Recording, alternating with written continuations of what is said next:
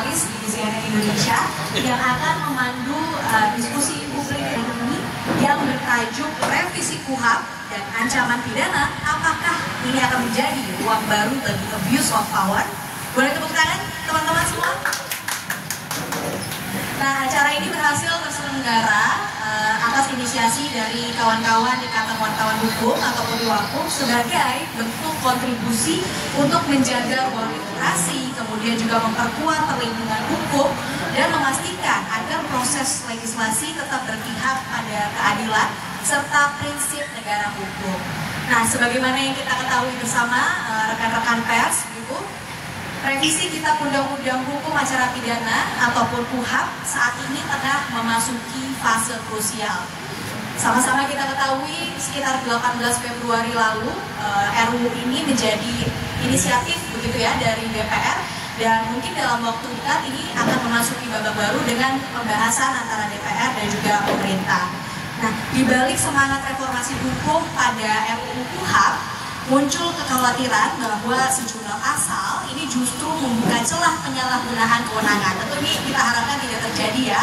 Oleh karena itu partisipasi publik, diskusi-diskusi yang terbuka seperti ini tentu harapannya akan memperkaya lagi apa bahasan kita soal RUU KUHP, dan harapannya ketika nanti dibahas dapat dibahas secara transparan, terbuka dan juga akuntabel. Memang ada kekhawatiran jika RUU KUHP ini akan mempersempit kebebasan berekspresi dan bahkan bisa mengancam sejumlah profesi seperti jurnalis, artinya kita juga nih yang akan terpengaruh dengan RUU KUHP ini, kemudian juga profesi advokat dan aktor-aktor pengawasan publik lainnya. Diskusi hari ini akan menghadirkan narasumber dari berbagai latar belakang, baik dari media, advokat, hingga lembaga pengawasan aparat penegak hukum untuk menggali lebih dalam persoalan ini dan mencari titik keseimbangan antara penegakan hukum dan juga perlindungan hak asasi. Sebelum acara ini kita mulai, saya persilakan untuk Ketua IWAKUM, Mas Irfan Kamil, untuk dapat memberikan sambutannya. Boleh tepuk tangan teman-teman untuk Mas Irfan Kamil. Terima kasih. Ya, Assalamualaikum warahmatullahi wabarakatuh. Salam sejahtera buat kita semua. Shalom, Om Swastiastu, Namo Buddhaya, salam kebajikan. Yang saya hormati para narasumber, Bang Erik Tanjung, Ketua Bidang Advokasi Haji, Pak Magdir Ismail, Ketua Umum Kadin, Prof. Pujiano Swadi, akademisi sekaligus Ketua Komisi Kejaksaan Republik Indonesia, K6, Komisioner Kompolnas. Terima kasih K6. Ya, teman-teman, hari kita akan menghadapi revisi Kitab Undang-Undang Hukum Acara Pidana, dan revisi ini adalah bagian dari proses penegakan hukum di awal, yaitu formilnya. Ada beberapa pasal yang atau ada beberapa ruang-ruang terciptanya abuse of power oleh penegak hukum. Salah satu pasalnya mungkin nanti pengawas-pengawas penegak hukum bisa menyampaikan bahwa dalam proses penyelidikan itu dimungkinkan ada upaya paksa gitu. Jadi artinya manusia ini tidak lebih berharga dibanding barang gitu. Jadi ketika barang disita aja butuh izin pengadilan, manusia ketika dalam proses penyelidikan, ketika mencari peristiwa pidana bisa dilakukan upaya paksa dengan alibi subjektivitas penyidik gitu sebagainya. Nah, ini yang menurut kami di Ikatan Wartawan Hukum perlu kita jabarkan, perlu kita jelaskan bahwa apakah ini menjadi ruang baru abuse of power atau kesewenang-wenangan lembaga penegak hukum. Karena kita tahu bersama teman-teman dalam kasus tindak pidana korupsi terbaru terkait dengan penanganan perkara CPO misalnya, itu ada salah satu orang media, direktur pemberitaan di salah satu TV swasta itu menjadi tersangka. Kita bukan dalam konteks bila orang per orang, kita juga nggak kenal siapa yang bersangkutan, dan medianya juga kita nggak pernah berkomunikasi dengan yang bersangkutan. Tapi artinya apa?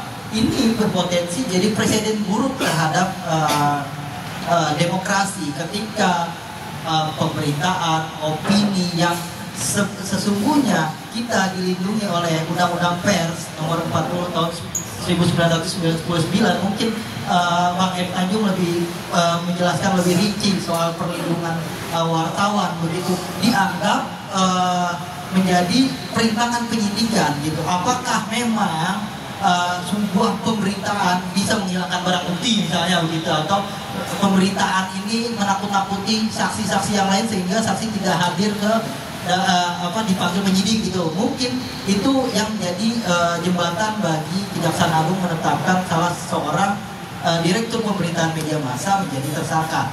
Nah, kriminalisasi ini juga bukan hanya menimpa pers gitu. Kita teman-teman awak media semua berpotensi, tapi juga salah satu pasalnya juga ada ketika advokat menyampaikan kasusnya ke hadapan publik, itu juga bisa menjadi tersangka. Nah, apakah kasus-kasus seperti apa yang boleh dan tidak boleh disampaikan? Misalnya kasus kekerasan, perceraian, mungkin itu tidak etis karena bersifat pribadi disampaikan ke publik. Tapi apakah apa yang disampaikan advokat itu bisa membantu penegakan hukum? Banyak contohnya. Kayak kasus pembunuhan berencana yang melibatkan Kadipor Propam Polri itu bisa besar dan bisa jadi atensi publik karena kasusnya besar di media. Artinya media juga punya kontribusi untuk membuka selebar-lebarnya kasus hukum yang terjadi di Republik ini. Dan mudah-mudahan dengan para narasumber dari baik itu dari media, advokat maupun lembaga pengawas penegak hukum ini, kita dapat menjadi lebih terang gitu. Apakah revisi KUHP yang sedang bergulir di DPR dan pemerintah yang sedang dibahas yang pasti akan goal sebelum 2 Januari 2026, karena KUHP ini akan menjadi teman dari KUHP baru, KUHP nasional yang berlaku di 2 Januari 2026. Artinya mudah-mudahan dengan diskusi yang digelar oleh Ikatan Wartawan Hukum, teman-teman wartawan secara khusus ataupun masyarakat secara umum dapat lebih tercerahkan bagaimana hukum formil yang sedang dipersiapkan oleh pemerintah ke depan dan bersama DPR, apakah itu menjadi ruang baru abuse of power ataukah memang sudah paling ideal itu proses penegakan hukum. Terima kasih. Wassalamualaikum warahmatullahi wabarakatuh. Waalaikumsalam warahmatullahi wabarakatuh. Terima kasih sambutannya Ketua Iwakum Mas Irfan Kamil, dan teman-teman sudah bersama kita, bersama narasumber untuk membahas lebih lanjut terkait dengan RUU KUHP ini. Pertama, saya mau sapa dulu, selamat sore Bapak Erik Tanjung atau Mas Erik Tanjung. Ini merupakan Ketua Bidang Advokasi dari AJI sekaligus Satgas Anti Kekerasan Wartawan Dewan Pers. Kemudian juga saat ini masih aktif sebagai jurnalis, editor di suara.com. Kemudian selamat sore juga kepada Pak Magdir Ismail. Sore Pak. Narasumber kita ini merupakan Ketua Umum dari IKADIN ataupun Ikatan Advokat Indonesia. Nah, Pak Magdir Ismail ini juga memulai karirnya sebagai konsultan di Lembaga Bantuan Hukum gitu ya Pak. Kemudian juga seorang pengacara publik yang sudah malang melintang di berbagai kasus yang pastinya juga sudah sama-sama kita ikuti bersama. Salah satunya juga yang Setia Novanto ya Pak ya, kalau boleh kita tarik mundur, yang juga mendapatkan banyak perhatian publik begitu. Kemudian yang ketiga, selamat sore untuk Prof. Pujiono Suwadi. Selamat sore Prof. Ini merupakan Ketua Komisi Kejaksaan Republik Indonesia. Prof. Suwadi ini dilantik oleh Presiden Prabowo Subianto pada 21 Februari 2024 ya Prof ya, dan memulai karirnya sebagai dosen sejak Desember 2003 di Fakultas Hukum UNS. Selain sebagai akademisi juga ada latar belakang di bidang sosial juga, dan sebelumnya juga mengemban amanah sebagai wakil dekan akademik, riset dan kemahasiswaan di Fakultas Hukum UNS sejak tahun 2019. Terima kasih sudah bergabung Prof. Dan Mas Bang Motlis ini terakhir ada Pak Muhammad Khairul Anam. Terima kasih Pak sudah bergabung. Pak Khairul Anam ini merupakan komisioner dari Kompolnas Republik Indonesia. Nah, Pak Khairul Anam ini juga seorang advokat dan juga aktivis hak asasi manusia di Indonesia yang dikenal keterlibatannya dalam berbagai organisasi HAM. Ini juga pernah di Komnas HAM juga Pak Khairul Anam. Mungkin teman-teman yang masih ingat dulu pernah wawancara Pak Anam pada saat di Komnas HAM. Nah saat ini Pak Anam sudah di Komisioner Kompolnas RI dan dilantik sebagai Komisioner Kompolnas oleh Presiden Prabowo Subianto pada 5 November lalu ya Pak, untuk periode 2024-2028. Nah sekilas profil dari para narasumber kita, dan langsung aja nih kita mau mulai diskusi pembahasannya. Mungkin tadi juga pemantiknya sudah disampaikan ya oleh Mas Kamil, bagaimana RUU KUHP ini dikhawatirkan juga salah satunya quote and quote ini mengancam kebebasan pers itu sendiri. Dari sudut pandang Mas Erik di AJI mungkin Mas, bagaimana sih AJI memandang kasus penetapan Direktur Pemberitaan JAK TV sebagai tersangka obstruction of justice? Apakah ini presiden berbahaya bagi kebebasan pers? Karena tadi juga ini sudah gamblang disebutkan dan beberapa waktu yang lalu ini juga ramai menjadi perbincangan. Silakan Mas Erik.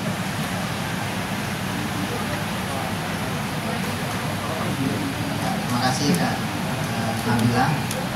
Selamat sore semuanya. Assalamualaikum warahmatullahi wabarakatuh. Salam sejahtera untuk kita semua. Pertanyaannya adalah langsung soal kasus penangkapan dan penetapan tersangka Direktur Pemberitaan JAK TV ya, dengan pasal 21 tipikor ya, tentang perintangan proses hukum di kejaksaan. Nah tentu kami melihat sejak awal waktu pengumuman dari Kejaksaan Agung tentang tersangka Direktur Pemberitaan JAK TV ini cukup mengagetkan kita, apalagi dalam delik yang digunakan adalah perintangan dengan bukti berita ya, bukti sejumlah pemberitaan yang dianggap itu sebagai upaya untuk perintangan proses hukum di kejaksaan dan menarasikan kerja-kerja pendidikan di kejaksaan yang secara negatif. Nah ini yang menjadikan bukti. Tentu kita melihat kejaksaan sebagai penegak hukum terlalu jauh melangkah ya untuk menjadikan Direktur Pemberitaan JAK TV tersebut sebagai tersangka dengan delik perintangan dengan buktinya pemberitaan, karena ada undang-undang lex spesialis yang mengatur tentang pemberitaan. Kalau bicara tentang pemberitaan karya jurnalistik, itu Undang-Undang Nomor 40 Tahun 99 tentang pers ya, yang mana itu mengatur semua tentang kerja jurnalistik, produk jurnalistik. Itu kewenangannya diberikan ke Dewan Pers. Itu dalam hal ini kejaksaan seharusnya berkoordinasi dengan Dewan Pers dan menyerahkan berita-berita yang dianggap perintangan itu ke Dewan Pers. Jadi undang-undang jelas itu mengatur itu kewenangan Dewan Pers untuk menilai, memeriksa sebuah karya jurnalistik, karena di sini yang dijadikan bukti itu adalah karya jurnalistiknya. Nah ini yang menjadi persoalan bagi kita, karena ini tentu ke depan bisa menjadi presiden buruk, apalagi kalau sampai masuk tahap pengadilan ya, sampai putusan akan menjadi jurisprudensi nanti ke depan. Media-media yang kritis bisa aja dijerat menggunakan pasal ini, pasal perintangan ini. Ini tentu menjadi ancaman kemerdekaan pers kalau itu bisa kalau itu dibiarkan. Tentu kami dari AJI sebelumnya sudah berkoordinasi dengan Dewan Pers dan Dewan Pers sudah bertemu dengan Jaksa Agung ya, membahas soal kasus ini, dan kejaksaan juga telah baru setelah itu kejaksaan menyerahkan bukti yang dianggap sebagai perintangan itu. Nah, yang jadi persoalan yang dijauh adalah ketika jurnalis dan media saja bisa dijerat dengan ini kan jadi pasal karet ya. bagaimana dengan masyarakat yang lain, masyarakat sipil yang lain yang tentu masyarakat punya hak untuk mengawasi proses penegakan hukum, punya hak untuk pengawasan proses penyidikan yang dilakukan oleh aparat penegak hukum. Nah, ini akan jadi berbahaya untuk kebebasan berpendapat, kebebasan berekspresi. Akan berbahaya nanti pasal itu menjadi pasal karet ini menjadi alat untuk untuk membungkam suara kritis dari publik, karena kalau yang kasus berita yang bisa dijerat ini polos, itu yang jadi perhatian kita yang bisa menjadi ancaman kebebasan pers dan kebebasan berekspresi dan pendapat. Karena sampai saat ini pun kasusnya juga masih bergulir begitu ya Mas ya.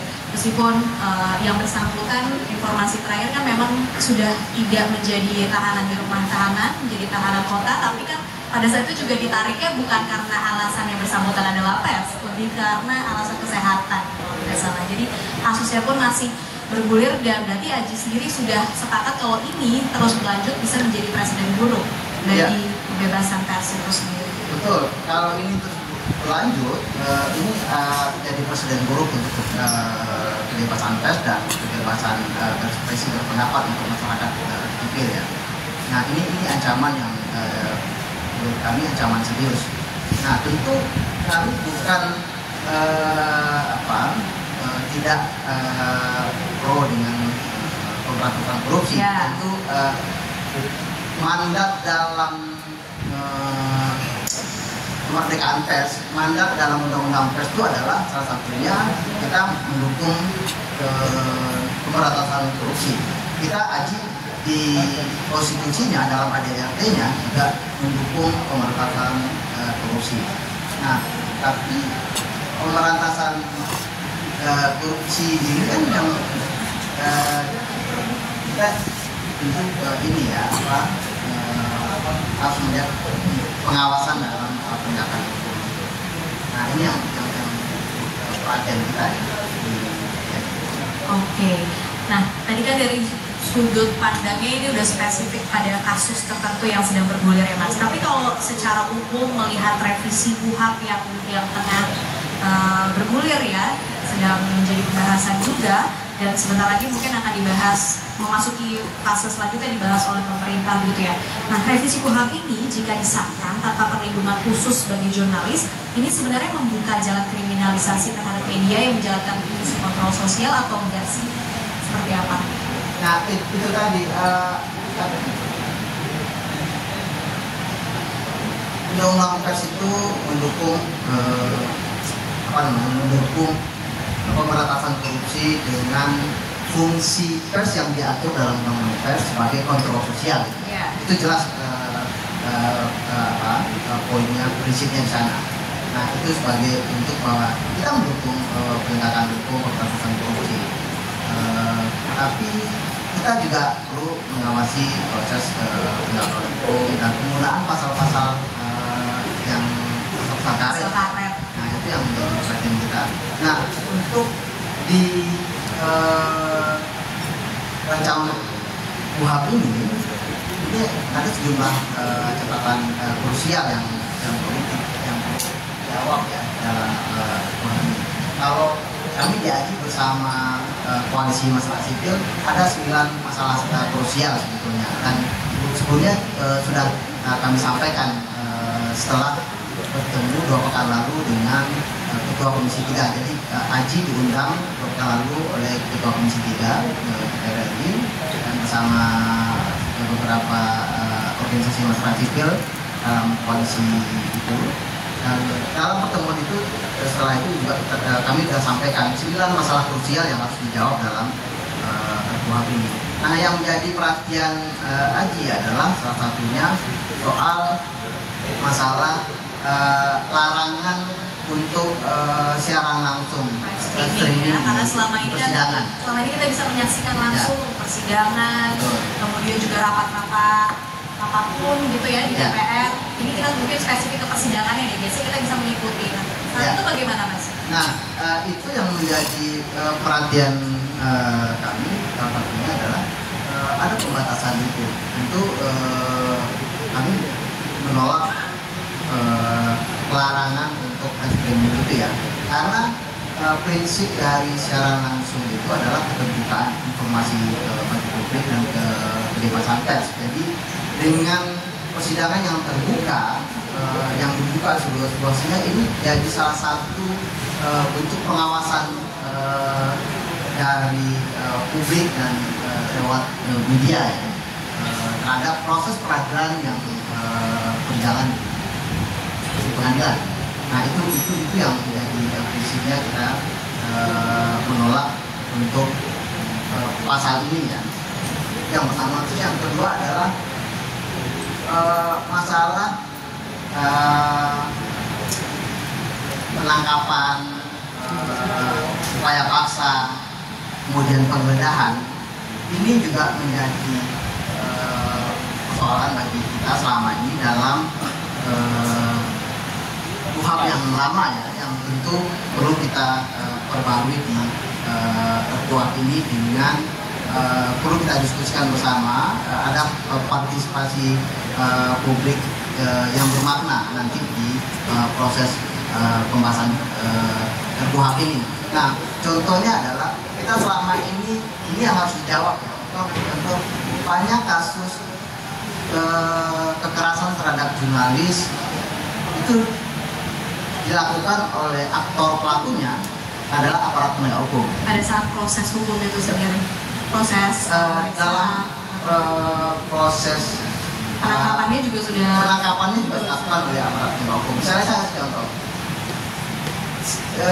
di sejumlah kasus kekerasan terhadap jurnalis saat meliput aksi demonstrasi misalnya. Baru di kemarin juga. Yang terjadi kemarin di RRI Senayan, kemudian di Semarang ada jurnalis Tempo yang dianiaya oleh aparat kepolisian menggunakan pakaian bebas ya, seragam bebas.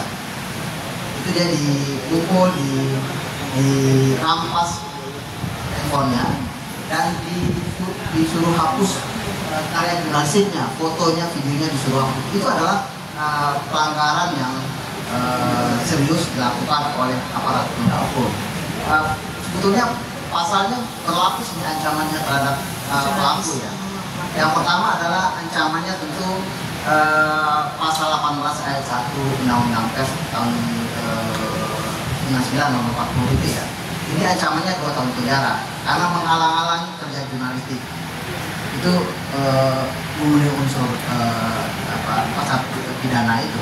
Kemudian kekerasan yang dilakukan secara fisik oleh aparat kepolisian itu saat aksi demonstrasi itu banyak terjadi. Yang lebih banyak sebetulnya jurnalis yang ketika meliput aksi demonstrasi oleh aparat kepolisian itu ditangkap, dipaksa untuk menghapus karya jurnalistiknya, apa itu foto, video, dan bahkan ada yang dirampas alat kerjanya, kameranya ya. Hal itu juga disampaikan ke Komisi 3 pada saat pertemuan dengan... Iya, kita jelaskan soal itu. Kemudian yang terbaru saya kasih contoh, ini persoalan yang serius. Ada jurnalis yang ditangkap di Kabupaten Manggarai, Nusa Tenggara Timur. Dia namanya Heri Kabut, jurnalis Floresa. Saat ditangkap saat meliput aksi warga masyarakat adat di Pocoleo menolak proyek geotermal ya, proyek PSN, proyek strategis nasional tentang geotermal. Nah, dia saat meliput warga yang demo itu ditangkap oleh aparat kepolisian dan mengalami kekerasan secara fisik dan dianiaya, dipukuli, kemudian padahal dia sudah menunjukkan identitasnya sebagai jurnalis dan menunjukkan surat tugasnya. Kemudian alat kerjanya, laptopnya dipaksa disuruh buka termasuk sandi-sandinya. Kemudian handphonenya juga disuruh buka dan dipaksa untuk mengakses ini ya itu kan alat pribadi, alat kerja ya, handphone dan laptop itu diakses oleh para kepolisian. Nah ini kan yang harus diatur tentunya oleh dalam KUHP ya, bagaimana abuse-nya seorang penegak hukum, khususnya polisi dalam menangani sebuah aksi demonstrasi, dalam menangani seorang jurnalis di lapangan seperti yang kabut ini. Dan itu setelah kita dampingi, laporkan ke polisinya, ke Polda NTT di Kupang, dan melaporkan juga ke Propam di proses etiknya. Yang jadi masalah karena pelaku ya ini institusi kepolisian lagi-lagi kami melihat melindungi anggotanya yang melakukan tindak pidana. Nah ini masalah serius yang kami sampaikan ke Kapolri. Nah dihentikan proses penyelidikannya, ini kan masalah yang serius. Kemudian sidang etiknya cuma yang diproses satu orang dan itu sanksinya dinyatakan bersalah di sidang etik, tapi sanksinya cuma sanksi ringan berupa teguran dan disuruh minta maaf. Ini kan persoalan yang serius yang tentu kita harus menjawab ini diatur dalam soal bagaimana seorang penegak hukum supaya tidak abuse dan semena-mena dan sewenang-wenang dalam melakukan tindakan. Dari contoh tadi, pada saat proses hukum sendiri didampingi oleh advokat nggak mas, jurnalisnya di NTT itu sebenarnya? Dalam penampilkan laporan kita didampingi sama advokat. Jadi kebetulan saya koordinator Komite Keselamatan Jurnalis Indonesia jenjang nasional, dan yang nampingi kejadian itu kita ada KKJ, Komite Keselamatan Jurnalis di Nusa Tenggara Timur yang base-nya di Kupang. Jadi ada di dalamnya ada tim pos hukum.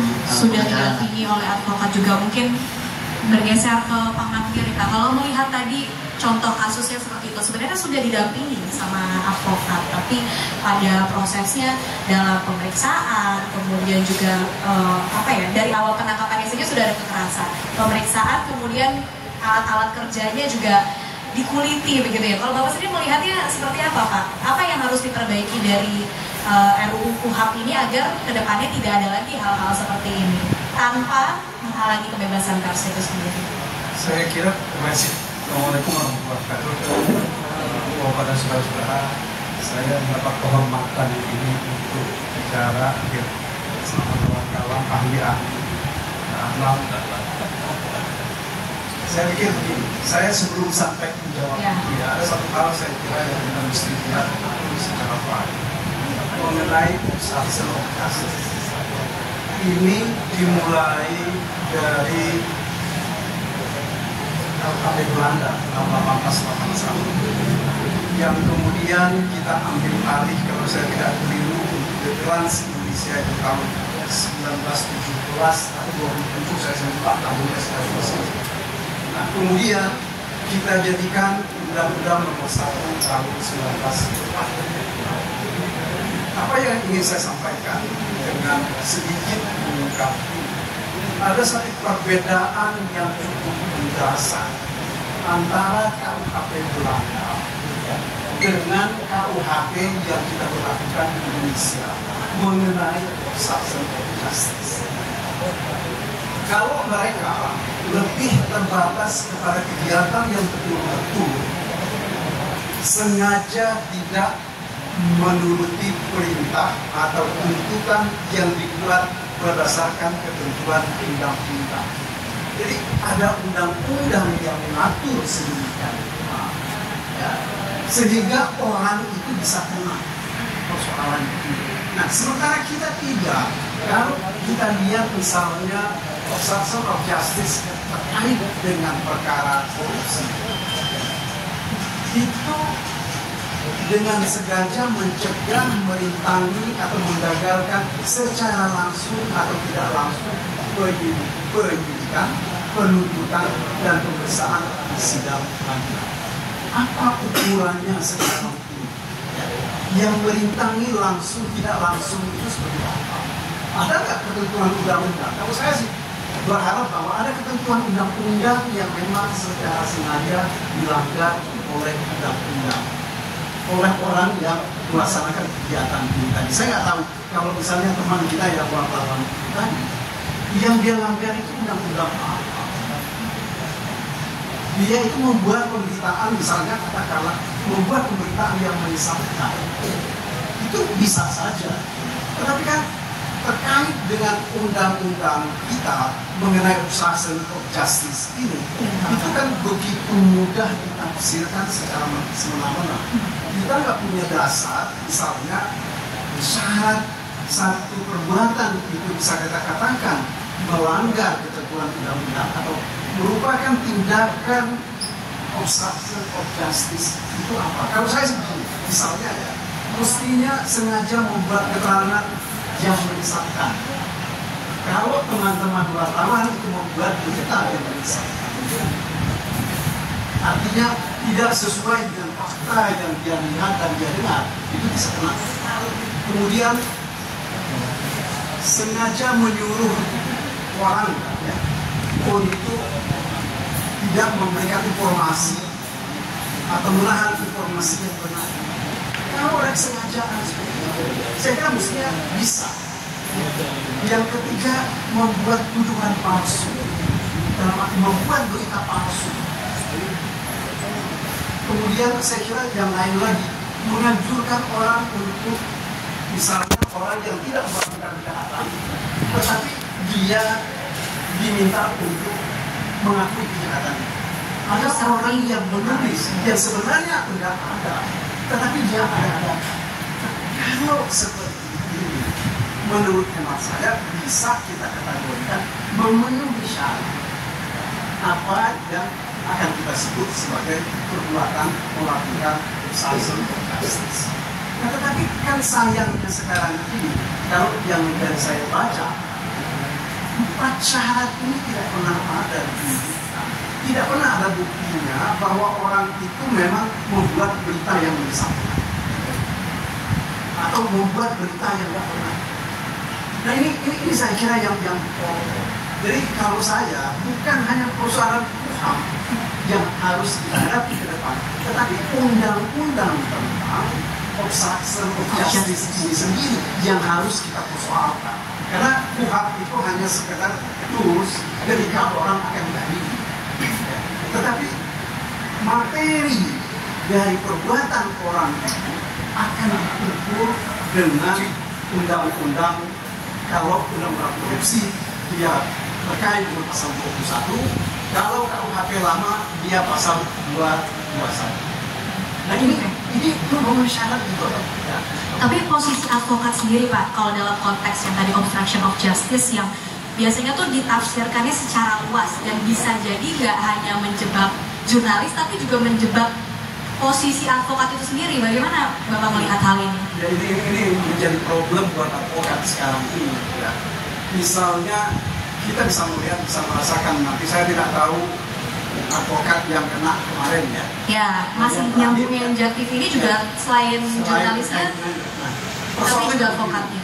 Apakah advokat ini membuat analisis ya, berdasarkan fakta yang dia ketahui, sehingga dianggap ini memusingkan, membuat susah penyidik, sehingga mereka dijadikan objek dari menghambat penyidikan. Kalau misalnya, salah satu contoh saya mengambil contohnya begini, kalau terkait dengan perkara-perkara korupsi yang selalu jadi bahan perdebatan kita dengan penyidik atau dengan hakim, terutama di ruang persidangan, adalah mengenai kerugian keuangan negara, besarnya kerugian keuangan negara dan cara menghitungnya. Teman-teman penyidik acap kali mengabaikan satu putusan MK nomor 21 tahun 2014 kalau saya tidak salah, tahun 2015 yang saya lupa itu, bahwa kerugian keuangan negara itu harus nyata dan pasti. Sementara sekarang yang kita lihat, acap kali pemberitaan yang disampaikan oleh teman-teman dari penyidik, apakah penyidik KPK atau penyidik di Kejaksaan Agung, Pemberitaan tentang kerugian itu yang luar biasa spektakuler. Bahkan ada yang 300 triliun. Nggak tahu bagaimana cara menghitungnya. Ini saya kira apa yang dilakukan oleh advokat ketika dia mengkoreksi cara-cara pemerintahan seperti ini. Kenapa kita koreksi? Karena itu misalkan. Karena orang akan menjadi korban nanti kalau orang itu tidak dihukum dengan hukuman tinggi atau dibebaskan, maka yang bersalah itu bukan hanya orang itu. Pengadilan pun akan menjadi salah seolah-olah mereka terima suap. Nah, jadi saya kira ini yang harus kita lihat. Menurut hemat saya tidak patut seandainya ada advokat yang menyampaikan opini berbeda dengan pihak penyidik, kemudian akan dikatakan sebagai tindakan menghalang-halangi proses. Karena bagaimanapun juga ini kan dalam kerangka diskusi.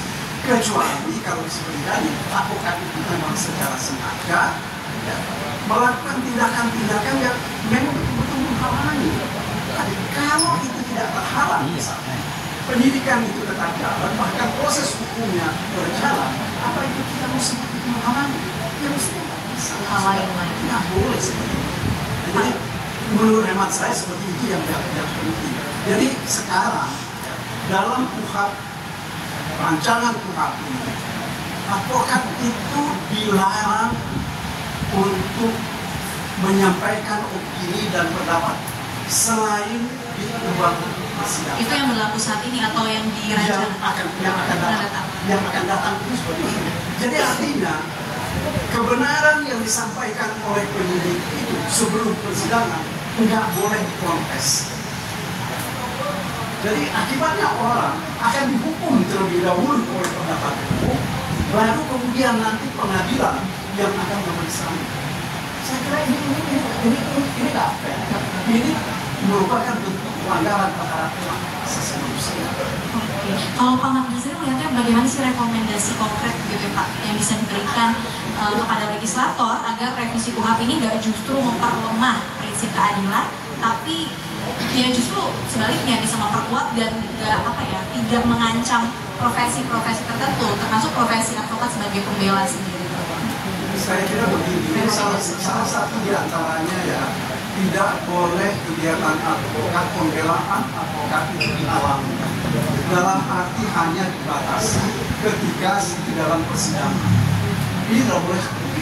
Di luar persidangan, mereka itu diperkenankan memberikan pembelaan meskipun di dalam ketentuan RUU ini pasal 1 angka berapa itu menjadi diperkenankan, tetapi di dalam pasal berikutnya itu tidak boleh. Bahkan dikatakan misalnya di dalam pasal 142 ayat 3 huruf B, advokat dilarang memberikan pendapat di luar pengadilan terkait dengan permasalahan ini. Artinya kalau orang tetap menyampaikan pendapat, dia akan kena akan kena ketentuan ini dan akan kena, misalnya kalau ini terkait dengan perkara korupsi, maka dia akan kena pasal 21 Undang-Undang Tipikor. Sementara dia menyampaikan pendapat yang menurut kliennya, menurut bukti yang ada pada mereka, analisanya seperti itu. Ini saya kira itu yang mesti diubah, tidak boleh diteruskan, tapi justru seperti sampaikan tadi, untuk mengenakan advokat melakukan pelanggaran terhadap obstruction of justice harus menjadi syarat. Nah syaratnya ini yang mesti masuk di dalam ketentuan. Oke, terima kasih Pak Magdir point of view-nya. Mungkin Prof. Pujiono. Kalau Prof. Pujiono ini sebagai Ketua Komisi Kejaksaan RI, bagaimana Komisi Kejaksaan ini menilai implikasi revisi KUHP terhadap keseimbangan kewenangan lembaga penuntutan tanpa mengesampingkan perlindungan kepada warga negara? Warga negara ini juga termasuk advokat, termasuk pers dan sebagainya. Prof. Saya perlu disclaimer dulu ya. Nanti tidak ditanyakan karena takutnya nanti dicurigai. Yang pertama adalah Komisi Kejaksaan itu kan dibentuk berdasarkan pasal 38 Undang-Undang Kejaksaan. Itu dibentuk memberikan pengawasan kejaksaan guna meningkatkan kinerja kejaksaan. Nah, dalam konteks pengawasan itu tentu rekomendasi kita adalah ada hal-hal yang salah, ini harus kita benahi. Ya, kita kasih saran. Tapi kalau ada hal-hal yang benar, itu harus kita apresiasi. Nah, terhadap hal-hal yang benar menurut kita, tentu kita plenokan. Bisa jadi tidak menurut orang lain. Sehingga ketika hal yang menurut orang lain salah, tetapi menurut kita itu benar, ini harusnya kita anggap sebagai perbedaan pendapat saja dalam wilayah demokrasi. Bahkan saya pernah di satu diskusi di TV itu ya dianggap ini tugasnya ngapain kok ini tidak disalahin, karena kita sudah melalui rapat dan itu benar, termasuk mohon maaf nih, saya nggak beda pendapat tentang obstruction of justice yang kebetulan mengena kepada insan media yang cek TV itu. Ini kita ke politik hukum dulu. Ini kebetulan saya dosen, saya sampaikan teorinya dulu saja. Perbedaan obstruction of justice antara undang-undang korupsi dengan KUHP itu bedanya clear. Kalau di KUHP itu adalah yang strictly, yang obvious and famous obstruction. Jadi tindakan-tindakan yang secara langsung itu menghambat. Itu kalau di KUHP kita. Jadi sudah disebut oleh Pak Makji. Tapi kalau di dalam undang-undang korupsi, karena dulu politik hukum itu kemauan pembuatnya itu, filosofisnya adalah ini kita butuh dukungan bersama-sama untuk melawan korupsi sebagai extraordinary crime. Maka harus tindakan sekecil pun yang itu dianggap menghambat, itu harus kemudian dianggap sebagai tindakan penghambat. Ya. Nah, norma yang ada di pasal 21 yang berbeda dengan pasal 221 KUHP tentang obstruction of justice, ini adalah di situ ada perbuatan langsung strict and non strict, tidak langsung yang dapat menghambat. Nah, ini problemnya. Tidak langsung itu yang bisa menerjemahkan siapa? Kan tentu bukan advokat, bukan masyarakat, tentu adalah penyidik. Nah, didasarkan pada apa? Pada alat bukti yang cukup. Nah, alat bukti yang cukup apa? Alat bukti yang cukup itu berdasarkan kita mengkonfirmasi, satu ada pemufakatan jahat. Pemufakatan jahat untuk kemudian menghalang-halangi proses itu. Ya, ada pemufakatan jahat. Nah, pemufakatan jahat itu ada dua. Yang kedua, alat bukti yang lain adalah ada aliran dananya. Nah, ada aliran dananya. Maka pengenaan OJ ini menurut saya oke. Nah, yang tidak kita oke, saya bersepakat dengan Mas Erik. Kalau untuk insan pers nggak bisa. Produk media, produk jurnalistik sekejam apapun, senegatif apapun, itu tidak bisa dijadikan sebagai delik, termasuk delik OJ. Itu adalah bagian dari kritik, bagian dari check and balances dalam penegakan hukum. Dalam penegakan hukum itu, kewenangan penegak hukum itu sangat besar. Pengawasan dari Komisi Kejaksaan, pengawasan internal nggak cukup. Butuh juga pengawasan dari publik termasuk jurnalistik. Ya, jurnalistik. Nah, maka produk jurnalistik itu bukan merupakan produk yang akhirnya menjadi delik OJ-nya. Nah, delik OJ-nya apa? Ya kebetulan saja yang kawan media itu dalam kasus itu adalah dia direktur pemberitaan, itu kebetulan saja. Tapi sekali produk jurnalistik yang dia hasilkan itu tidak sama sekali tidak masuk. Tapi ada dua alat bukti yang lain itu yang kemudian mengalir. Nah, makanya itu juga dibenarkan oleh Ketua Dewan Pers, Bu Lini, yang produk jurnalistik itu juga tidak masuk di situ. Makanya ya bisa jadi adalah salah ketika konferensi pers pertama itu. Tapi kemudian sudah ada joint statement antara Dewan Pers dan juga Puspen yang menyatakan bahwa ini tidak terkait dengan produk jurnalistik. Dan itu hasil dari salah satunya adalah ketidaksetujuan kita bahwa ini produk jurnalistik tidak bisa masuk dalam ini. Dan setelah kita lakukan konfirmasi, begini tuh maksudnya, betul.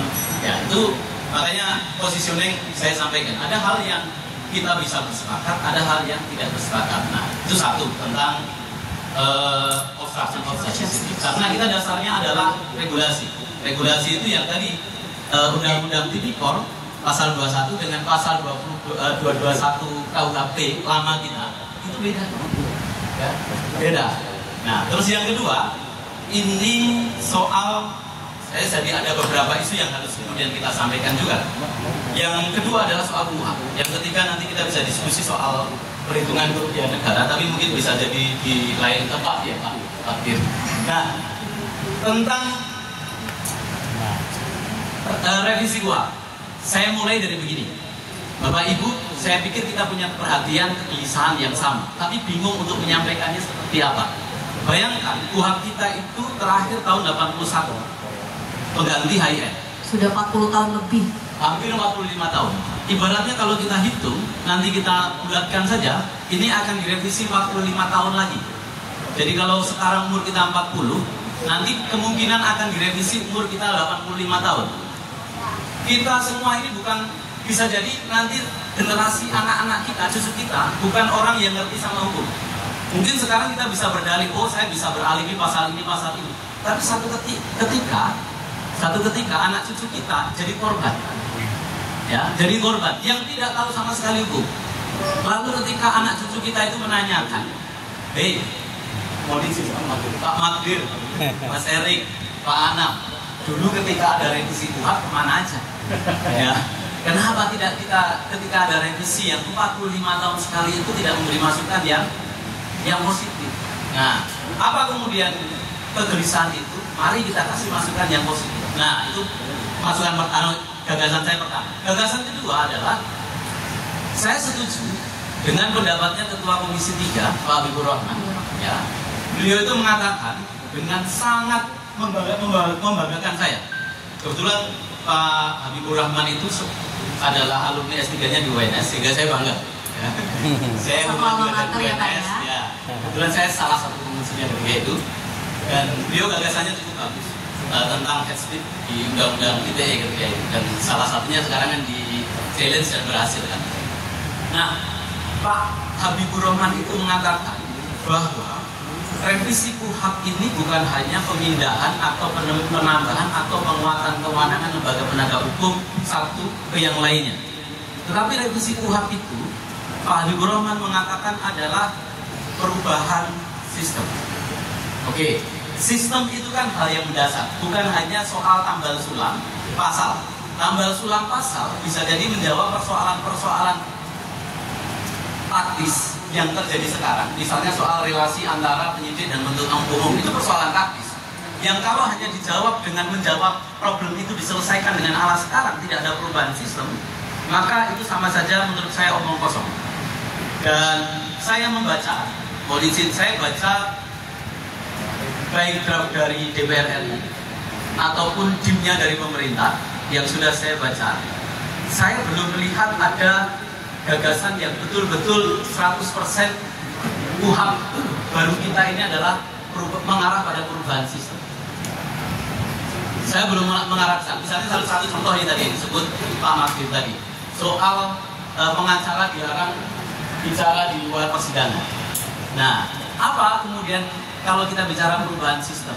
Nah, kalau kita bicara KUHP itu adalah ruh dari KUHP dan undang-undang pidana yang lain. KUHP ibaratnya adalah bodinya, hukum material, tubuhnya, tubuh tanpa ruh, tubuh tanpa jiwa, mati. Jadi untuk menemukan kebenaran yang benar-benar material, maka dipakai hukum acara. Hukum acara ini adalah KUHP ini, sehingga arti pentingnya sangat bagus.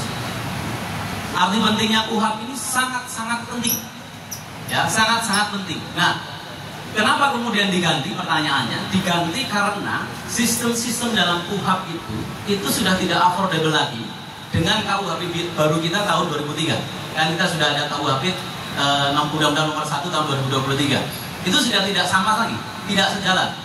Nah, apa ruhnya dalam KUHP? Yang paling mendasar adalah di KUHP baru kita itu soal pemidanaan. Pemidanaan itu dulu dari retributif, sekarang menjadi korektif, rehabilitatif, dan restoratif. Itu menandakan perubahan dalam konsep penegakan hukum pidana dari cara crime control model kepada due process of law. Nah, crime control model itu hanya soal bicara, kewenangan penyidik ditambah, kewenangan penuntut umum dikurangi, kewenangan penuntut umum ditambah, kewenangan penyidik dikurangi. Hanya bicara di situ. Ya, itu crime control modal. Yang ujungnya adalah bagaimana agar si terdakwa, tersangka, terdakwa itu bisa kemudian dipidana. Orang yang diduga itu bisa kemudian dipidana. Nah, kita melihatnya undang-undang ini belum mengarah ke sana. Belum due process of law. Due process of law itu setidaknya ada dua hal yang kemudian harus dilalui. Pertama adalah ada proses challenge, ada proses korektif yang bisa dilakukan dalam setiap tahapan. Yang kedua adalah adanya jaminan pelindungan, baik itu kepada korban, saksi, bahkan kepada terduga, tersangka dan seterusnya, itu ada pelindungan di situ.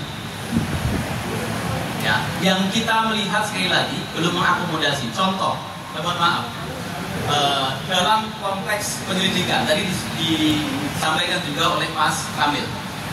Dalam konteks penyelidikan itu bisa melakukan penahanan, meskipun itu ada kata-kata penyidik, seizin penyidik.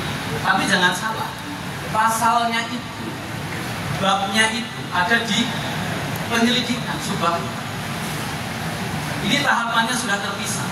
Yang sering dikatakan juga oleh Pak Wamen bahwa KUHP kita itu menganut diferensi fungsional yang pemisahan kewenangannya itu jelas. Penyidikan di polisi, penuntutan di kejaksaan, dan kemudian di pengadilan itu di proses terakhir. Di negara lain, di negara-negara lain, baik itu common law maupun civil law, pemisahan seperti ini yang secara tegas itu sudah tidak modern. Ya, tidak modern. Iya. Ya, makanya saya sampaikan KUHP kita itu baru menjawab persoalan lapangan saja. Belum kemudian menjamin ada perubahan sistem yang begitu mendasar. Misalnya kita bicara soal hubungan relasi antara penyidik dan penuntut umum. Hubungan itu didasarkan pada bolak-baliknya perkara P19 dari penyidik ke penuntut umum. Sebagai contoh nih, kasus Kohot. Penuntut umum berkeyakinan Kohot itu jangan disidik dengan pemalsuan, volume 3, tapi sidiklah dengan korupsi. Coba bayangkan, Kohot, lurah Kohot itu sudah, katanya sih, itu sudah siap kok mengembalikan 48M. Lurah mana? Ya, yang sanggup mengembalikan 48 miliar. Ya, itu lurah mana? Ngapain jadi lurah kalau kemudian dia punya duit 48 miliar gitu. Saya dosen sampai mati kayaknya. Itu juga hampir susah untuk kemudian dapat duit seperti itu. Nah, makanya yang seperti ini ya, kalau versinya penyidik problemnya ada di penuntut umum. Versinya penuntut umum, problemnya ada di penyidik. Nah, problemnya kan begitu. Oke. Penyidik dengan orang lain. Nah, problemnya di situ. Tapi kan ini harus kita solusi, bukan hanya kemudian kita menjawab salah satu problem di salah satu institusi dengan kemudian menambah kewenangan di satu institusi dengan mengurangi kewenangan. Jangan sampai hanya memindahkan kewenangan ataupun kekuasaan itu. Nah, mungkin Pak Khairul, bagaimana Kompolnas melihat bagaimana potensi perluasan kewenangan penyidik dalam revisi KUHP yang bisa membuka ruang penyalahgunaan kekuasaan tadi yang kita bahas, dan bagaimana agar itu tidak hanya perpindahan kewenangan aja, Pak? Ya, terima kasih. Yang pertama-tama saya mau disclaimer dulu ya. Disclaimer lagi dulu, oke Pak. Nah, disclaimer ini lebih luas. Saya tidak hanya akan ngomong sebagai Kompolnas, tapi juga mantan komisioner Komnas HAM. Karena KUHP itu nafasnya juga harus nafas hak asasi manusia. Jadi dalam sejarah yang paling tua dalam konteks penegakan hukum itu, kenapa kok diatur hukum acara, hukum formil itu untuk memastikan bahwa hak siapapun terlindungi, korban, saksi, tersangka dan sebagainya. Ya, dan kontrol bagaimana kewenangan, penggunaan kewenangan penegakan hukum itu yang pada titik tertentu esensinya bisa merampas hak orang, ya, itu juga tidak dilakukan secara semena-mena. Nah, dalam konteks itu penting untuk kita letakkan. Nah, yang pertama saya ingin ngomong begini. Ini ada draft bulan Maret ya, paling terakhir. kalau kita bandingin dengan draft sebelumnya atau dengan KUHP yang sekarang, saya akan ngomong yang positif dulu dalam konteks hak asasi manusia. Ada tema-tema yang sebenarnya lumayan positif. Apa aja tuh Pak? Misalnya soal spesifik bagaimana menghadapi perempuan, baik dia saksi, tersangka dan sebagainya ada. Oke, walaupun tidak detail begitu ya. Kalau detail nanti malah undang-undang TPKS-nya malah nggak berlaku. Itu satu. Yang kedua, teman-teman disabilitas itu juga diatur di sana. Karena berbagai persoalan itu ketika teman-teman disabilitas berhadapan dengan hukum itu langsung macet itu. Di mana baik dia sebagai pelaku, sebagai korban, sebagai saksi itu banyak persoalan. Di sini diatur. Walaupun tidak rigid, sekali lagi tidak rigid. Yang berikutnya lansia misalnya. Nah itu juga diatur. Dulu tidak ada. Ya, ini juga lumayan walaupun ya tidak rigid. Tapi istilah anjing-anjing itu jadi penting di situ untuk diatur kembali bagaimana memastikan bahwa perlindungan dan kontrol terhadap kewenangan itu berjalan dengan baik. Nah, itu yang pertama. Yang kedua, dulu nggak ada gelar perkara itu langsung kan gini. Prinsip utama di pidana itu cepat. Kenapa sih kok harus cepat? Ya, salah satunya ini cepat ini. Kenapa sih harus cepat? Karena itu bersinggungan dengan hak orang, kebebasan orang, kemerdekaan orang. Sekali bleset, ya, orang akan ditahan lama. Sekali bleset, dia kena status tersangka, nggak jelas-jelas bahwa prosesnya, reputasi dia juga hancur. Kan nggak jelas ya orang digantung sebagai tersangka kok misalnya 10 tahun, misalnya itu juga hancur reputasinya. Makanya prinsip dasarnya harus cepat. Nah, ini salah satu yang positifnya menurut saya tapi di gelar perkara itu kan kalau dalam KUHP yang kemarin itu kan di proses penyelidikan masuk ke penyidikan di gelar perkara ketika peristiwa pidana dan sebagainya barulah SPDB ke penuntut. Nah sekarang dipotong gitu. Gelar perkara itu melibatkan penuntut dan melibatkan jaksa pengawas. Jadi menurut saya itu juga penting dalam konteks kecepatan ya. Nah soal nanti prakteknya nggak cepat-cepat ya itu soal praktek, tapi dalam sistem memang harus cepat karena itu akan merampas hak orang. Saya misalnya tiba-tiba keserempet jadi tersangka, nggak jelas nih kapan disita, kapan ini, itu merugikan reputasi saya. Atau saya tiba-tiba ditahan dan sebagainya. Nah itu juga problem. Itu yang pertama. Nah yang kedua, ini yang catatan kritisnya. Jadi yang nggak bisa dibendung adalah logika pembuktian. Salah satu logika pembuktian adalah pakai teknologi. Nah, pakai teknologi itu ada penyadapan, ada macam-macam, ada bukti elektronik dan sebagainya. Harusnya logika itu mempercepat proses. Nah, ini enggak RKUHP ini. Orang ditahan kalau kemarin 20 nggak cukup, ditambahin 20. Sekarang 20 tambahin 40. 60 hari statusnya nggak jelas. Ya kan kalau ini pacaran kan serem nih. 60 hari statusnya nggak jelas. Digantung ya Pak ya. Nah, maksud saya ada di sisi yang lain ada minta kewenangan penyadapan, minta pembuktian benda-benda elektronik. Tapi di sisi yang lain karakter dasar kecepatan pembuktian tersebut tidak berimbang dengan perlindungan hak tersangka dan sebagainya itu. Kenapa hukumannya kelamaan? Ini dalam semua lini loh, tidak hanya di penyidikan, sampai di level hakim. Harusnya sudah lah. Kalau dikatakan misalnya video itu, misalnya, bukti elektronik ada video, ada CCTV yang ya apa itu harus ditahan? Misalnya sampai dibuktikan misalnya. Nah, ada logika yang menurut saya dalam konteks perkembangan zaman tidak seiring dengan karakter bagaimana perlindungan tersangka dan sebagainya tersebut. Nah, salah satunya adalah kecepatan. Sekali lagi pidana itu merampas orang. Ya, sekali keserempet ya ditahan, sah tahanannya. Tapi kalau logikanya tidak seiring dengan logika pembuktian dan perkembangan zaman ya sana. Nah, itu. Yang berikutnya, yang bagus ini ya, tapi ini perlu kontrol yang baik. Karena kalau enggak penyalahgunaan kewenangannya akan sangat terbuka. Apa? Ini sampai level pertama, di level rencana penyelidikan. Dulu nggak ada rencana penyelidikan dalam itu, kalau sudah ada. sekarang diadakan. Ada. Jadi kalau sebagai penyelidik mau ngapain itu ada rencana penyelidikan. Tadi pertanyaannya, siapa yang bisa mengontrol rencana penyelidikan ini?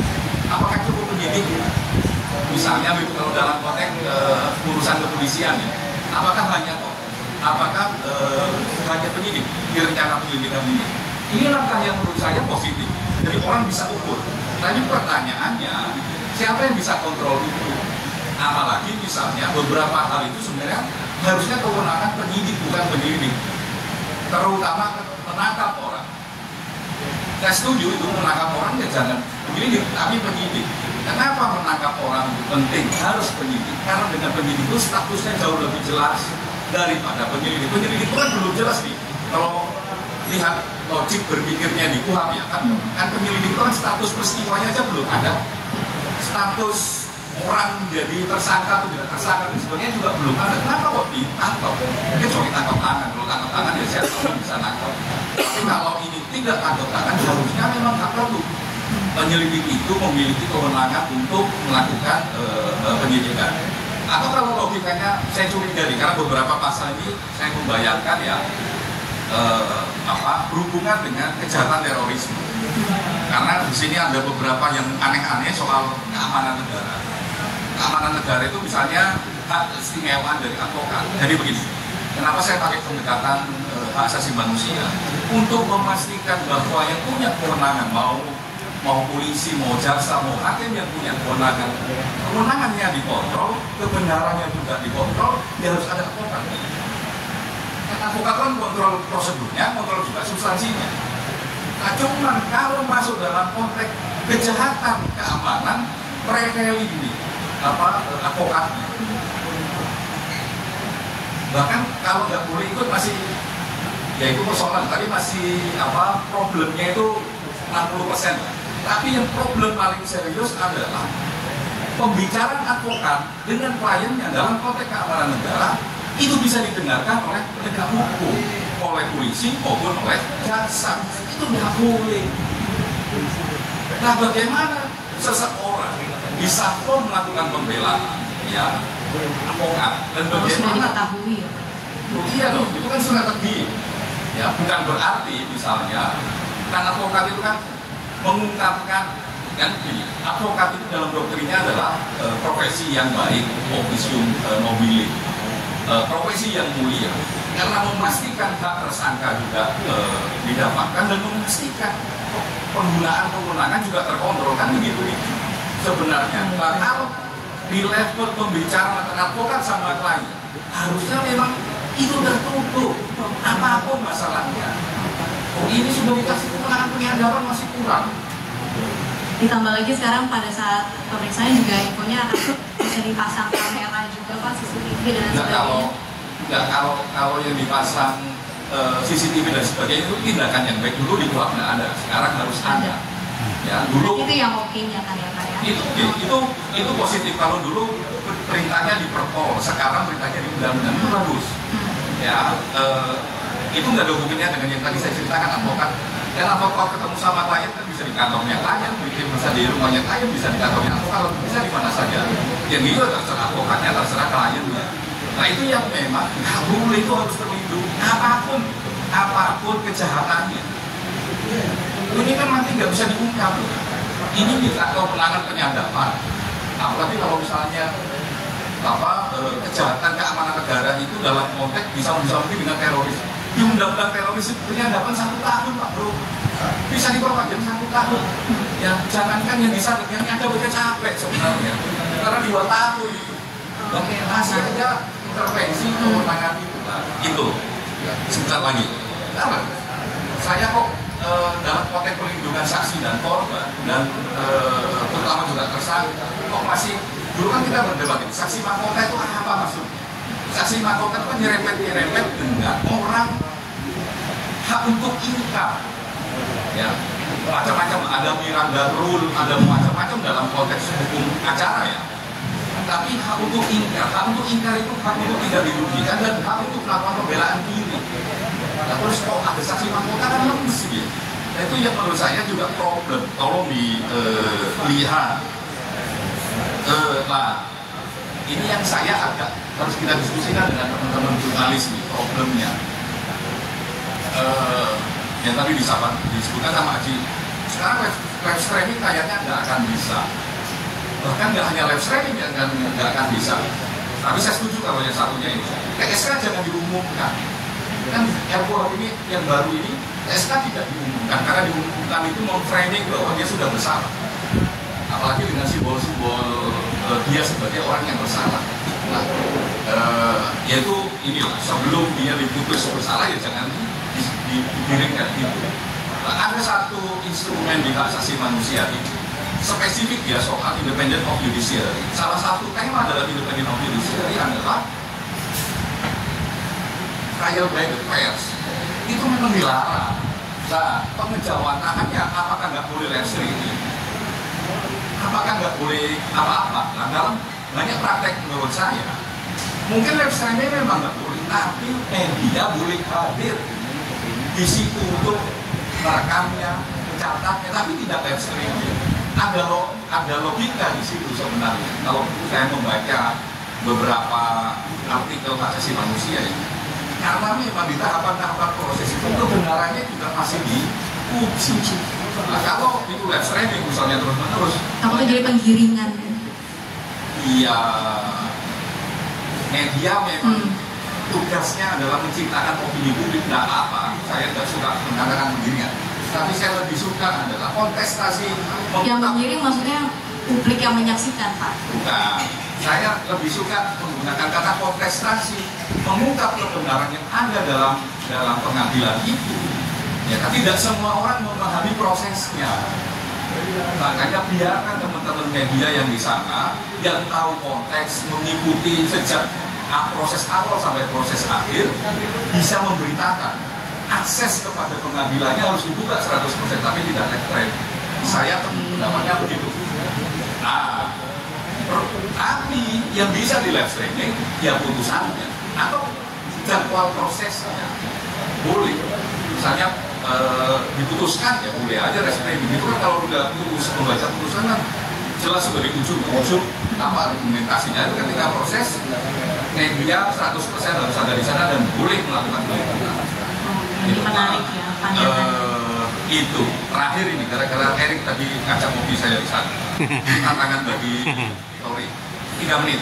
Ini tantangan bagi teman-teman jurnalis karena Erik tadi menyebut satu kasus judi. Terus kasus yang lain adalah kasus pembakaran kantor TV di Medan sana. Nah, salah satu terduga pelakunya, ya, walaupun ini masih Membakar rumah wartawan. Membakar rumah wartawan yang ada dua-duanya lah. Ini karakternya menyerang kediaman jurnalis ini, wartawan. Ya, salah satu terduganya, walaupun ini belum jelas ya, tapi katanya sih terduga katanya aparat militer. Pertanyaannya, kok nggak jalan? Nah, ketika nggak jalan, diuji kebenaran dugaan ini harusnya kan di pengadilan. Nah, ini penting untuk kita lihat pasal di sini, walaupun saya nggak terlalu setuju di pasal ada soal koneksitas ini. Tapi penting untuk kita baca pasal koneksitas. Problem serius koneksitas ini mundur banget. Ya, nggak mundur banget lah. Ada kemajuan kalau di KUHP yang lama, di aturan yang lama, koneksitas harus langsung izin jaksa agung. Ini enggak, koneksitas bisa langsung antara penyidik sama polisi militer, antara jaksa penuntut dengan auditor, bisa langsung berhubungan. Tapi bukan soal itu. Kalau ini karakternya sipil, semua keputusan gelar perkara, bukan koordinasi. Ngambil keputusan itu gelar perkara, status ini gelar perkara, status ini gelar perkara. Nah ini itu sifatnya koordinasi. Atau kalau koordinasi itu di mana pengawasannya, di mana akuntabilitasnya. Kalau dalam praktek misalnya gelar perkara ada praktek yang buruk, ya kita bisa ngomong itu prakteknya bukan sistemnya.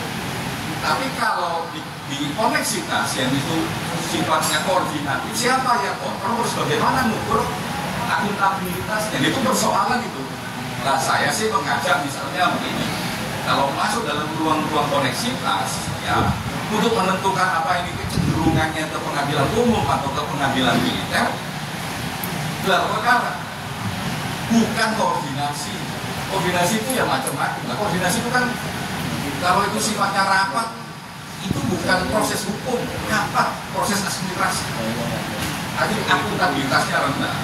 Nah, oleh karenanya para pengalaman tadi diceritain sama Erik, ya, nah itu penting untuk juga kita memperdebatkan soal koneksitas. Apalagi fenomena-nya nanti akan banyak. Koneksitas ini jadi penting untuk kita dorong, gitu ya, sambil menunggu pengadilan reformasi pengadilan militer. Nah, koneksitas ini terutama bagi teman-teman jurnalis yang nanti ya kerjanya di tempat-tempat yang memang konflik, misalnya risiko tinggi dan sebagainya. Koneksitas penting untuk kita lihat karena di UHP ini karakternya lumayan agak terbuka begitu ya, prosesnya juga melibatkan banyak orang. Nah, cuma di koneksitas ini kurang melibatkan, kurang akuntabilitas. Terima kasih. Terima kasih Pak Anam, penjelasannya menarik, terutama tadi yang soal konektivitas sendiri yang tadi betul-betul ditekankan di Anda. Nah, mungkin diskusinya supaya lebih menarik, kita buka sesi pertanyaan dari teman-teman. Boleh, yang pertama ini 3 penanya terlebih dahulu. Silakan jika ada yang ingin bertanya lebih ke soal memiskinkan koruptor. Apakah ini, ya mungkin secara langsung maksudnya nggak betul-betul menuju ke RUU KUHP, tapi tadi ditekankan juga bagaimana soal memiskinkan dan hukuman mati bagi koruptor, dan apakah media berhak meminta kepada pemerintah seperti itu. Mungkin konteksnya ketika media mendorong soal pemiskinan koruptor dan lain sebagainya, bisa jadi kan kita juga ada resiko-resiko bagi kita pada saat proses pemberitaannya dan lain sebagainya. Mungkin bisa dijawab, Pak. Terima kasih Ibu Tati tadi ya. Saya kira begini, ada satu hal yang kita harus sadari bahwa orang itu tidak boleh dihukum melebihi dari kejahatan atau kesalahannya. Nah, framing bahwa koruptor harus dihukum mati, ini sesuatu yang menurut hemat saya ini bisa diframing jahat. Ya. Karena cukup banyak ya, orang-orang yang kita sebut sebagai koruptor itu mereka dianggap bersalah meskipun mereka tidak melakukan apa-apa. Ini terkait dengan apa yang kita sebut bisnis judgment rule. Di Republik ini bisnis judgment rule itu masih belum kita akui, sehingga keputusan bisnis ya, yang selalu misalnya keputusan bisnis yang merugikan perusahaan itu dianggap merugikan keuangan negara. Ini kan celaka. Mestinya ya, kalau sudah ada bisnis judgment rule yang kita taat dan kita anggap itu sebagai sesuatu yang sah, maka keputusan manajemen meskipun itu rugi tidak serta-merta akan dianggap salah, apalagi dikatakan korupsi. Makanya saya termasuk orang yang berharap sih sebenarnya, karena kami sedang menguji itu, ya, pasal 2 ayat 1 atau pasal 3 Undang-Undang Tipikor ini harus diberi syarat. Ketika orang membuat kebijakan, ya, kebijakan itu dilakukan secara salah karena dia disuap. Kalau orang mengambil kebijakan dengan itikat baik dan itu rugi, misalnya akibatnya perusahaan itu, ya mestinya nggak bisa dihukum orang seperti itu. Jadi apalagi kalau mau dihukum mati. Saya kira kalau hukuman mati itu, ya saya termasuk orang yang tidak setuju dengan hukuman mati, kecuali perkara pembunuhan. Itu pun ada batasnya. Kalau keluarga mengakui, saya juga termasuk orang yang tidak setuju dengan hukuman mati. Jadi sekali lagi kalau kita berangan-angan, misalnya banyak sekali sekarang ini dibicarakan bahwa koruptor harus dihukum mati. Itu saya termasuk yang tidak setuju. Kenapa? Karena belum tentu dia bersalah. Cukup banyak perkara-perkara korupsi yang dianggap merugikan keuangan negara itu, kalau kita telisik lebih jauh, ya, itu kesalahan administrasi. Belum tentu ada kerugian. Jadi jangan terlalu mudah, Bu. Saya kira ya mari kita lihat ke depan ini bahwa kemiskinan itu memang betul harus dilakukan, tapi kan ada batasannya oleh ketentuan undang-undang kita bahwa harta orang yang korupsi itu hanya bisa dirampas sesuai dengan yang dia ambil.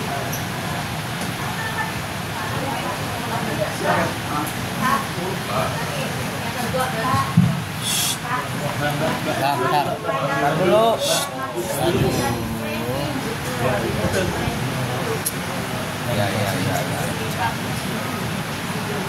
Ya kalau banyak ke saya hukuman mati, ya pasti saya nggak setuju apapun kejahatannya. Karena memang tidak berkontribusi terhadap pengungkapan kebenaran dan kejahatan itu sendiri. Narkoba misalnya jaringannya nggak bisa diungkap. Kalau korupsi misalnya jaringan korupsi juga nggak bisa diungkap kalau dia segera dimatikan. Ada saksi-saksi yang sebenarnya jauh lebih berat ya, dari hukuman mati itu. Dan yang paling penting dalam dunia perdebatan di asasi manusia, ketakutan ketika salah mengambil keputusan, salah mengambil bukti, salah mengambil keputusan karena misalnya sistem peradilannya tidak kredibel, terus orang mati, terus gimana dia membelanya, terus bagaimana dia menghidupkan kembali untuk melakukan pembelaan, itu tidak ada jawaban. Makanya pilihannya hukuman berat, tidak hukuman mati. Kalau saya, tapi ini kan kita sudah mengukuhnya, hukum acaranya. Nah, sebenarnya begini, kalau tadi ada ketakutan misalnya ini gimana posisi media kalau mencari news gitu ya, berita di pengadilan atau hubungan dengan advokat dan sebagainya. Saya kira kalau advokat itu harus punya kebebasan karena itu satu-satunya hak yang bisa digunakan oleh tersangka, saksi dan sebagainya untuk membela dirinya. Dia jangan dibatasi, kecuali advokatnya memang melanggar kode etik. Advokat itu sendiri dinyatakan melanggar, ya silakan aja. Ya kalau itu melanggar terus pidana dan sebagainya. Ini kan punya advokat sama jurnalis itu kan sama-sama profesi. Cuma jurnalis lebih istimewa, ya kan? Mau jalan pakai dewan pers dulu nih. Kalau dewan pers nggak ngasih lampu hijau, proses penyidikan nggak akan jalan. Tapi kalau advokat langsungnya belum. Padahal sama-sama profesi, kan harusnya nunggu dulu dong putusan dewan etiknya. Ya sama dengan dewan etik yang ada di dewan pers. Karena apa? Kalau misalnya jurnalis itu disebut sebagai pilar demokrasi, advokat ini pilar kebenaran, dia bisa uji. Ya. Makanya kan fungsi advokat itu memastikan haknya korban ya, memastikan dan tersangka, termasuk juga kontrol terhadap penggunaan kewenangan yang punya potensi abuse terhadap kewenangan tersebut. Siapapun itu, mau polisi, mau jaksa, mau hakim, kontrolnya ada di advokat. Kalau ruang advokatnya dibatasi ya susah. Nah, cuman yang memang harus dilihat betul-betul. Saya ini ya rekan-rekan ini ngajak diskusi ya. Ada satu instrumen, sekali lagi ada satu instrumen di asasi manusia itu memang trial by the press itu bagaimana peletakannya.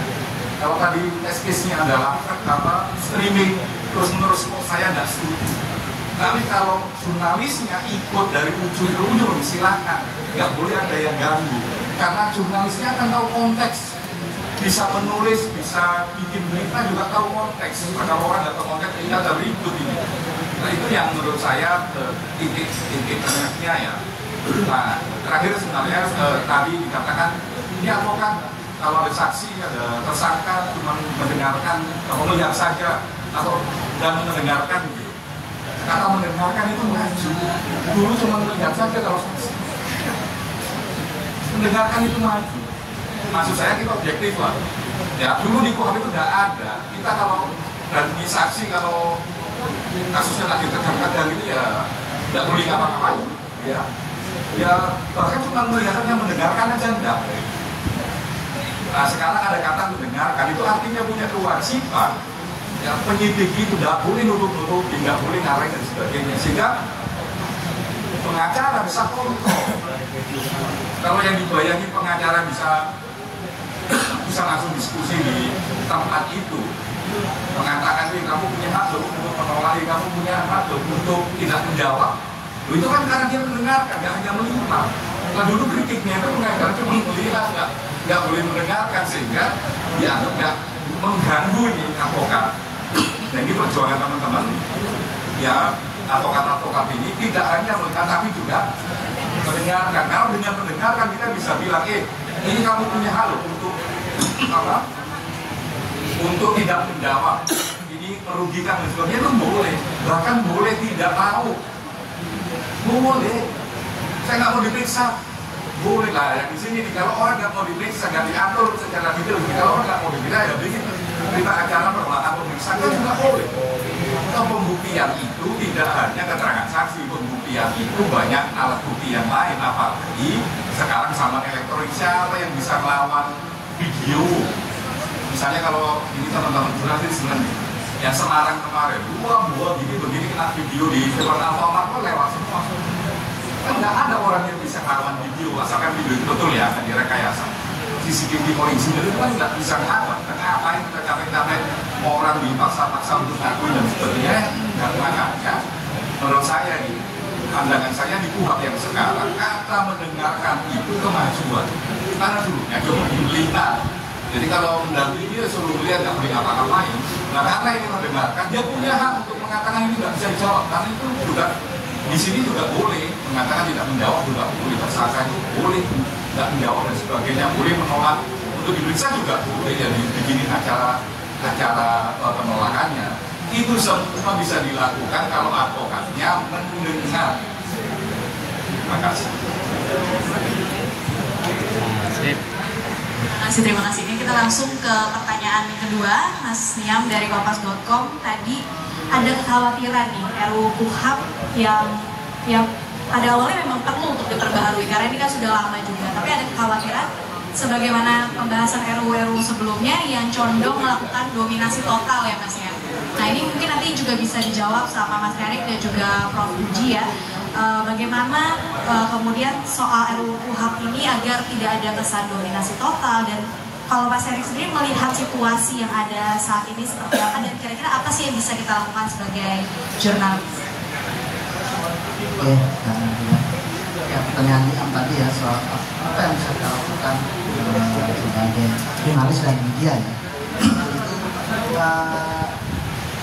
fungsi pers yang diatur dalam undang-undang pers itu harus kita jalankan. Selain fungsi pers ini kan selain menyebarkan informasi sebagai ruang edukasi dan hiburan, yaitu kontrol sosial, mengontrol berjalannya roda pemerintahan, roda kekuasaan. Itu yang harus kita jalankan dengan setiap apapun yang menjadi celah pelanggaran, termasuk masukan-masukan partisipasi publik yang itu perlu kita kawal ya, sampaikan, termasuk untuk masukan di RUU ini. Banyak persoalan perbaruan sistem hukum yang tentu kita media punya peran besar dan peran penting untuk mengawal itu dan menyampaikan ke publik dan ke pemerintah dan DPR ya dalam studi RUU ini. Nah, kemudian apalagi soal ya kontrol itu ya tentu tidak hanya narasi tunggal yang didominasi oleh yang tertentu yang perlu kita sampaikan ya. Jadi perlu narasi-narasi yang dari berbagai perspektif yang membangun itu yang kita sampaikan dan kita kawal dalam pemberitaan ya. Itu fungsi yang seharusnya sudah berjalan sebagaimana kita menjalankan tugas profesi ini yang diatur dalam kode etik jurnalistik. Jadi ada 11 pasal kode etik jurnalistik yang itu harus menjadi pegangan betul-betul oleh jurnalis ya, mengawal apapun itu regulasi kebijakan yang diciptakan oleh pemerintah dan legislatif ya. Itu peran yang harus kita jalankan, karena media jurnalis ini kan kita dipinjamkan oleh publik sebagai mata dan telinga ya untuk mengontrol proses perjalanan pemerintahan dan semua kebijakan-kebijakan yang dibangun. Itu yang perlu kita jalankan. Terima kasih. Mungkin Prof. Puji bisa menambahkan, Prof, bagaimana agar dugaan-dugaan adanya dominasi total dalam pembahasan suatu RUU itu bisa terhindar. Ya, saya mengutip kata-kata bagus ya. Ini bukan kata-kata saya, Anda bisa cari di Google ya. Negara otoriter modern itu bukan negara dengan sistem monarki, tapi negara yang menggunakan instrumen hukum untuk memenjarakan rakyatnya. Nah, itu bukan kata-kata saya ya, sekali lagi. Anda bisa cari Google itu. Nah, tapi saya yakin Pak Prabowo tidak akan begitu. Saya yakin. Kedua juga, saya melihat arah yang dilakukan Pak Habibur Rahman Ketua Komisi 3 ini dibanding kemarin dengan undang-undang TNI, ini menurut saya jauh lebih terbuka, ya, jauh lebih terbuka. Buktinya kita sudah dapat timnya, juga sudah dapat segala macamnya lebih terbuka. Terus teman-teman dari aktivis sosial juga sudah diundang. Ya. Hanya kemudian kan masivitas undangan ini, masukan ini harus kemudian lebih dikembangkan. Termasuk kegelisahan saya dan kegelisahan Anda ini. Ya, saya berharap juga teman-teman Iwakum, kegelisahan hari ini apa, kirim surat saja. Kalau misalnya Iwakum khusus sendiri belum diundang, kirim surat kepada Pak Ketua Komisi 3, masukan kita ini, misalnya soal live streaming misalnya kan. Ya, gagasan Pak Anam bagus, cuman mungkin Iwakum punya gagasan yang lain. Jadi ini kan kebebasan berfungsi dan menyatakan terbuka, masa nggak boleh gitu kan. Yang tidak boleh itu kan ketika kita live streaming, ketika kita mengutip, menyajikan produk jurnalistik, tapi kita mendapatkan pesanan tertentu dalam konteks misalnya ya kayak uji itu misalnya, itu kan yang tidak boleh.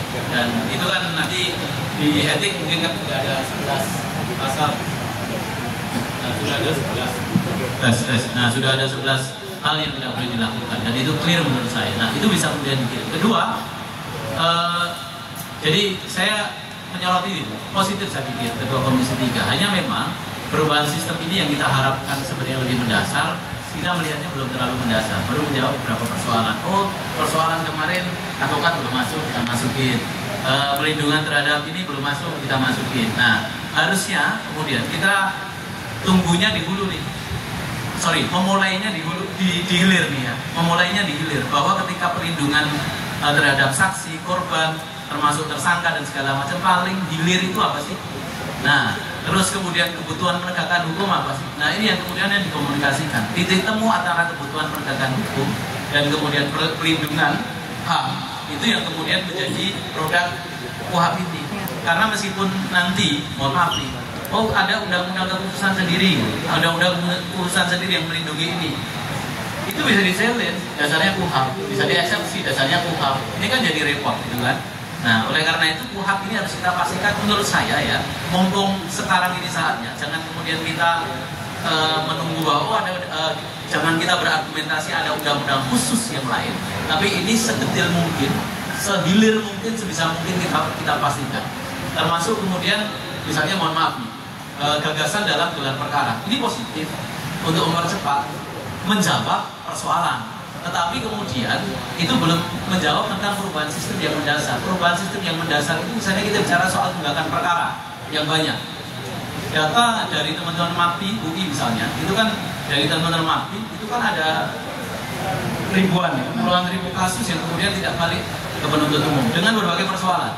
Sementara KPI-nya penuntut umum ini ke pengadilan, KPI-nya penyidik hanya kemudian melimpahkan. Nah, kalau hanya dijawab dengan gelar perkara dan hanya gelar perkara tadi misalnya kan yang datang itu di klausula itu adalah penyidik, pengawas penyidik, penuntut umum, pengawas penuntut umum, ahli. Forumnya adalah forum penyidik yang mengadakan. Mengadakan adalah forum penyidik. Tidak ada forum advokat terlibat di situ. Ya, tidak ada forum advokat terlibat di situ. Nah, ini kan hanya sebenarnya perluasan komunikasi saja dengan dominasi tentu karena ini yang mengadakan salah satu institusi. Nah, maksud saya ketika kemudian ini perubahan sistem yang mendasar, perubahan sistem itu diambil dari mana? Perubahan sistem itu bisa diambil satu kalau dalam kita teori pembuatan peraturan perundang-undangan itu, satu dari prinsip, dari values. Yang kedua adalah dari norma yang kemudian menjadi obligatif yang memerintahkan ini kemudian untuk kemudian dibuat. Nah, norma yang memerintahkan KUHP ini dibuat salah satunya adalah dari KUHP. Nah, dalam KUHP itu pasal 132 penjelasannya itu clear. Yang namanya penuntutan itu adalah proses peradilan yang dimulai sejak penyidikan. Harusnya ini jadi satu saja. Polisi, jaksa tanpa harus kemudian satu di atas, satu di bawah. Dalam proses penyidikan, penyidik tetap kepolisian, ya, tetap kepolisian. Penuntut umum tidak kemudian terlibat secara langsung dalam proses penyidikan, tapi bisa kemudian bersama-sama. Seperti dalam contoh Gakumdu itu dalam undang-undang pemilu. Nah, itu bisa berjalan efektif, bisa kemudian mempercepat. Nah, kita bicara soal peradilan yang cepat juga misalnya. Ada juga problem di situ. Di situ ada namanya Korpas. Kita ngomongin soal data koordinator pengawas penyidik itu. Penyidik itu kan ada penyidik Polri, disebut penyidik utama, penyidik PNS, dan penyidik tertentu. Penyidik PNS, penyidik tertentu itu dibuat karena spesialisasi tertentu, dan ada putusan MK yang mengatakan bahwa polisi bukan satu-satunya penyidik tunggal. Nah, ini harus kemudian diatur dalam satu sistem. Nah, perbuatan hukum, penegakan hukum yang dilakukan oleh penyidik, kecuali kejaksaan dan TNI, KPK, itu harus kemudian di bawah koordinasi Korwas ini. Ini memperlama proses, bahkan termasuk akan pelimpahan ke penuntut umum pun itu harus kemudian melewati proses itu. Nah, ini akan dianggap kemudian tidak menjawab persoalan peradilan yang cepat. Kalau peradilan yang cepat sebenarnya cukup nih, pemberitahuan saja. Pemberitahuan nanti selesai. Dan kita ngomongin soal tadi data yang saya sampaikan, datanya kalau di BPNS dan di penyidik tertentu itu tunggakannya hampir 0%. Ya, tunggakannya hampir 0%. Nah, ini kan kita harus jawab juga. Perubahannya bukan kemudian menjawab tadi soal memperbesar kewenangan satu, memperkecil kewenangan yang lain, tapi kita benar. Ini dari hilir kita simpulkan jawabannya begini. Nanti proses tawarnya di mana nih? Nah, proses tawarnya, tapi batu pijakannya adalah perubahan sistem, bukan hanya soal menjawab persoalan-persoalan yang sifatnya taktis. Terima kasih Pak penjelasannya, luar biasa sekali. Mungkin bisa kasih tepuk tangan dulu untuk para narasumber kita. Pada hari ini gak kerasa kita udah sampai di penghujung diskusi publik hari ini. Revisi KUHP dan ancaman pidana apakah menjadi ruang baru abuse of power? Nah, dari diskusi kita semoga tidak ya. Semoga pertanyaan ini jawabannya adalah tidak menjadi abuse of power baru, dan diskusi ini tentu menjadi pengingat bagi kita semua. Jika reformasi hukum tidak boleh dilakukan secara tergesa-gesa, apalagi menutup ruang partisipasi publik. Harapannya dengan diskusi publik terbuka seperti ini juga menjadi bagian dari partisipasi publik yang kemudian harapannya ini juga nanti bisa nyampe juga ke Komisi 3 kalau nanti Iwakum juga mau bersurat maupun teman-teman yang lainnya untuk diskusi lebih lanjut terkait RUU KUHP ini. Terima kasih sebesar-besarnya kami ucapkan kepada para narasumber yang telah berbagi perspektif, juga kepada rekan-rekan media, peserta, dan seluruh pihak yang mendukung terselenggaranya acara ini. Untuk selanjutnya, sebagai bentuk penghargaan juga kepada para narasumber kita yang luar biasa, akan ada penyerahan plakat, Pak. Ini kita panggil Ketua Umum Iwakum, ada Mas Irfan Kamil, kemudian Sekjen ada Mas Ponco, Bendahara Umum Mas Asep Rosidin, dan juga Kadep SDM Bahtiar Alam untuk maju ke depan menyerahkan plakat kepada para narasumber. Bisa dimulai dari Mas Irfan Kamil dulu menyerahkan plakat kepada Mas Eri. Boleh berdiri di depan, Bapak-bapak? Oke. Luar biasa, tepuk tangan, terima kasih banyak Mas Eri waktunya untuk diskusi publik pada hari ini. Selaku Ketua Umum dari IKADIR, Ikatan Advokat Indonesia.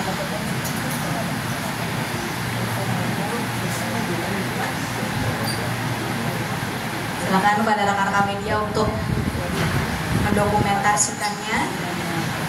Tepuk tangan boleh buat Pak Magdir, ini penjelasannya menarik, perspektifnya menarik. Selanjutnya kepada Bendahara Umum dari Ketua Komisi Kejaksaan Republik Indonesia. Oh, ini kalau bendahara ada amplop ini. Ya. Terima kasih, boleh diabadikan. Terima kasih Prof. Pujiono, Ketua Komisi Kejaksaan Republik Indonesia. Dan yang terakhir ini ada penyerahan plakat dari Kadem SDM Mas Bahtiar Alam kepada Pak Muhammad Khairul Anam sebagai Komisioner Kompolnas Republik Indonesia. Terima kasih Pak sudah berkenan membagikan perspektifnya, boleh didokumentasikan juga, diabadikan momen ini. Nah terakhir mungkin kita foto sama-sama seluruh narasumber ke depan untuk foto bersama. Pas,